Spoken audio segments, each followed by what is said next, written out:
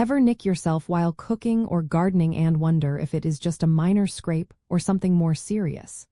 Knowing when to treat a cut at home and when to seek professional medical attention can be a bit tricky, but it is super important for your health and healing. Generally, a cut needs a doctor's attention if it is deep, continues to bleed heavily, or shows signs of infection. The severity of a cut is not just about its size, but also about its characteristics and your overall health. The primary reasons to consult a healthcare professional revolve around preventing complications like severe infection, excessive blood loss, nerve damage, or significant scarring.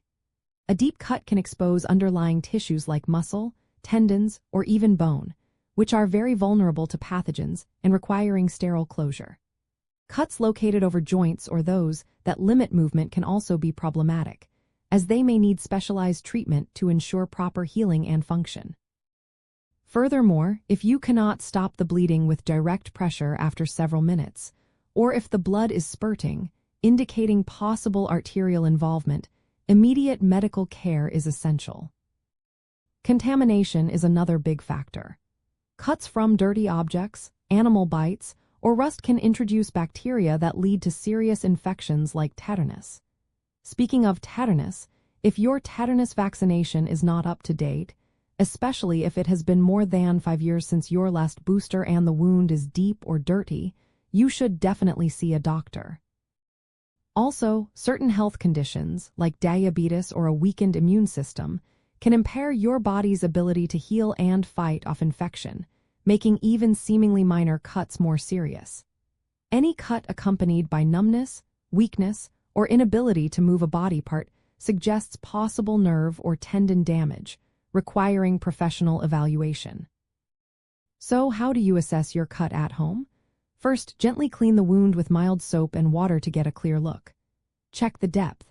If you can see fatty tissue, muscle, or bone, it is too deep for home care. Observe the edges of the cut. If they gape open and cannot be easily brought together, stitches or medical adhesive might be necessary. Apply firm, direct pressure with a clean cloth for at least 5 to 10 minutes. If bleeding continues after this, especially if it saturates the cloth, it is time to get help. Look for debris that you cannot remove. If you notice any redness, swelling, warmth, pus, or increasing pain a day or two after the injury, these are clear signs of infection. Remember, knowing the color of the blood can offer a clue.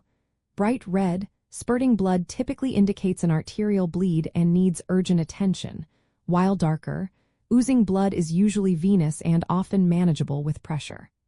Also, considering your last tetanus shot is a critical detail that many people overlook. A booster shot might be needed if it has been more than 5 years since your last one, and the wound is puncture-like or dirty, helping prevent a potentially severe bacterial infection. Understanding these key indicators and how to initially assess a cut empowers you to make informed decisions about your care. By recognizing when a wound requires professional medical attention, you can prevent complications, ensure proper healing, and safeguard your overall well-being, providing invaluable peace of mind.